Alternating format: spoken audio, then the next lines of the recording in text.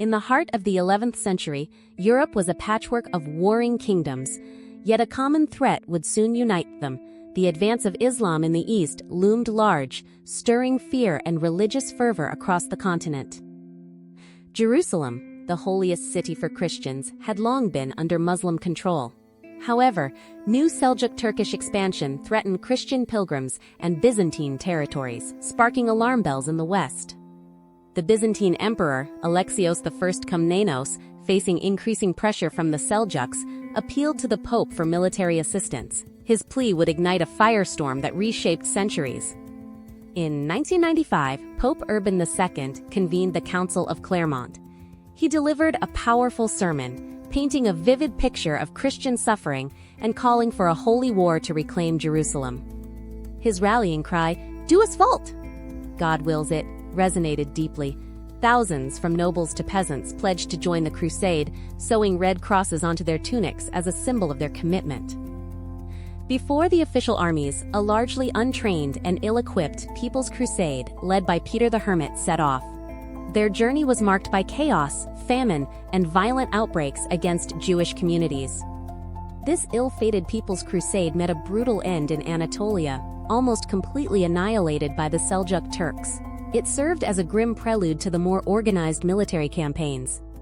The true First Crusade comprised several noble armies from France, Germany, and Italy, led by figures like Godfrey of Bouillon and Raymond of St. Gilles. Their disciplined forces converged on Constantinople. The journey was fraught with challenges: harsh terrain, dwindling supplies, and skirmishes with local populations. Yet, their religious zeal propelled them forward, enduring immense suffering. A major objective was Antioch, a heavily fortified city. The siege lasted for months, testing the Crusaders' endurance to its limits, with disease and starvation rampant within their ranks. At the height of despair, a vision led to the discovery of the Holy Lance within Antioch. This relic, believed to have pierced Christ, reinvigorated the Crusaders and inspired them to victory. Emboldened, the Crusaders launched a fierce counterattack against the relieving Muslim army. Though outnumbered, their renewed zeal and desperate courage secured a miraculous victory at Antioch.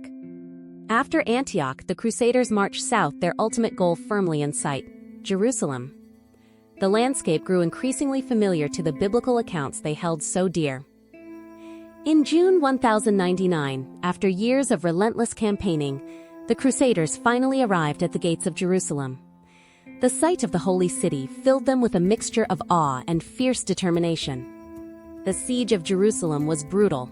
Lacking sufficient siege equipment and water, the Crusaders endured immense hardship, yet their religious fervor drove them to incredible feats of engineering and courage.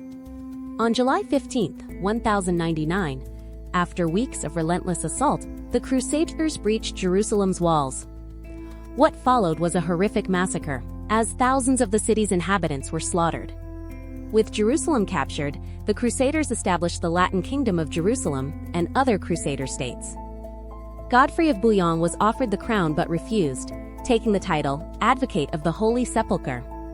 These Crusader states, including the County of Edessa, the Principality of Antioch, and the County of Tripoli, formed a fragile Christian presence in a predominantly Muslim land.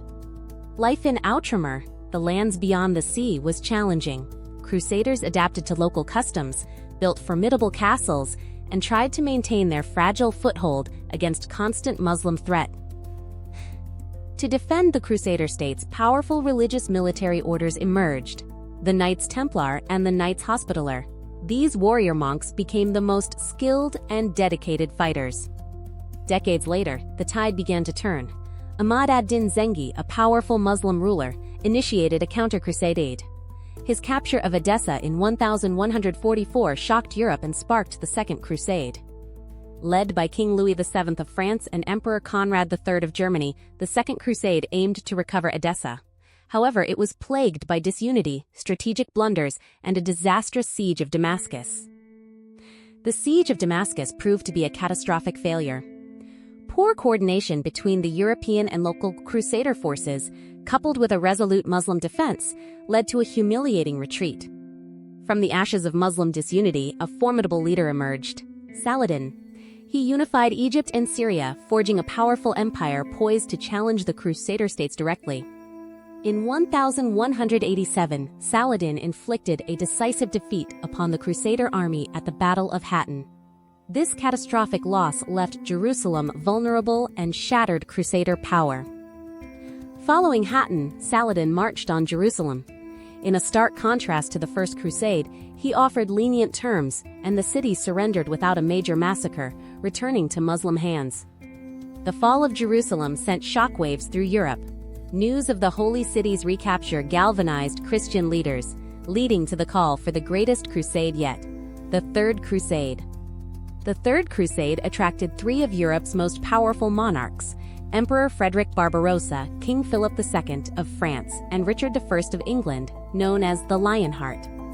Tragically, Emperor Frederick Barbarossa drowned en route to the Holy Land, a massive blow to the Crusades' morale and leadership. His army largely dispersed. Richard the Lionheart's arrival in the Holy Land electrified the Crusaders. His military genius and legendary courage instilled new hope for the recapture of Jerusalem.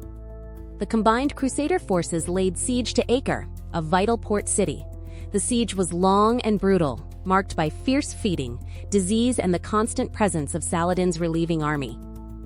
After an agonizing 2-year siege, Acre finally fell to the Crusaders, a significant victory that re-established a strong Christian foothold along the coast.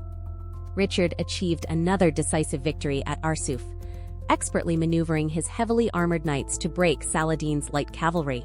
This cemented his reputation as a brilliant military strategist. With these victories, the path to Jerusalem seemed open. Yet, internal divisions, dwindling resources, and Saladin's scorched earth tactics made the final advance extremely perilous. Despite 2 attempts, Richard ultimately decided against assaulting Jerusalem, recognizing that even if captured, it could not be held. This pragmatic decision deeply disappointed many Crusaders. In 1192, Richard and Saladin signed the Treaty of Ramla. It guaranteed Christian pilgrims access to Jerusalem, but left the city under Muslim control, marking the end of the Third Crusade. Just months after the treaty, Saladin died, leaving a legacy of Muslim unity and principled leadership. His death removed a formidable adversary, but also a figure of mutual respect for Richard. The Fourth Crusade, which took place from the year 1202 to the year 1204, took a disastrous turn. Instead of targeting the Holy Land, Crusaders diverted to Constantinople, ultimately sacking the Christian city. This act of betrayal permanently damaged relations between the Latin West and the Orthodox East, fundamentally undermining the original spirit of the crusading movement. The Children's Crusade in 1212 saw thousands of young people embark on a doomed journey, believing their purity would part the seas. Many died or were sold into slavery. Subsequent crusades varied in their objectives and successes. The Fifth Crusade targeted Egypt, aiming to exchange Damietta for Jerusalem, but failed. Emperor Frederick II, excommunicated by the Pope, remarkably regained Jerusalem through negotiation with the Sultan al-Kamil in the Sixth Crusade. From the year 1228 to the year 1229. A temporary and controversial success. Saint Louis IX of France led 2 crusades, the 7th and 8th. Both campaigns, despite his piety, ended in failure and personal capture, highlighting the diminishing returns of these expeditions. Throughout the 13th century, Muslim forces, particularly the Mamluks, systematically retook remaining Crusader strongholds. One by one, the Frankish castles fell. The final major Crusader bastion, Acre, fell in 1291 after a brutal siege. Its fall marked the definitive end of the Crusader states in the Levant. With the fall of Acre, the Crusader era in the Holy Land effectively came to an end. The dream of a permanent Christian presence in the Levant was over. The primary driving force behind the Crusades was profound religious conviction. For many, it was a pilgrimage of faith, a chance for penance, and a fight for Christ. Beyond faith, powerful political ambitions were at play. European monarchs and nobles sought land, power, and prestige, expanding their influence eastward. Economic motivations also fueled the movement. Merchants sought new trade routes and markets, while younger sons of nobility looked for wealth and property in the East. Despite the conflict, the Crusades fostered significant cultural exchange. Europe gained new knowledge in science, medicine, and architecture from the advanced Islamic world. The Crusader castles, like Crac des Chevaliers, remain enduring symbols of Frankish presence. These formidable fortresses showcased advanced military engineering. Crusaders brought back new technologies and goods, including advancements in siege warfare, windmills, and exotic spices and fabrics, transforming European life. However, the Crusades also left a bitter legacy of distrust and conflict between Christian Europe and the Muslim world, whose wounds endure in some parts to this day. The Fourth Crusade irrevocably weakened the Byzantine Empire, leaving it vulnerable to Ottoman conquest later. It was a wound from which the empire never truly recovered. Initially, the Crusades consolidated papal power, showcasing the Pope's ability to unite disparate European rulers under a single cause, even if temporarily. Paradoxically, the Crusades, by uniting kings rather than emperors, also contributed to the rise of stronger, centralized nation-states in Europe. The desire to stop the advancement of Islam ultimately failed to achieve its long-term goals. The Middle East remained predominantly Muslim, consolidating its power. The Crusades were a complex tapestry of religious zeal, political maneuvering, economic opportunism, and desperate courage, far from a simple holy war. While often romanticized, the Crusades were a brutal chapter in history, marked by immense violence, intolerance, and suffering on all sides. Understanding the Crusades offers crucial insights into the enduring power of faith, the destructive nature of conflict, and the intricate dance between cultures. What are your thoughts on this tumultuous period?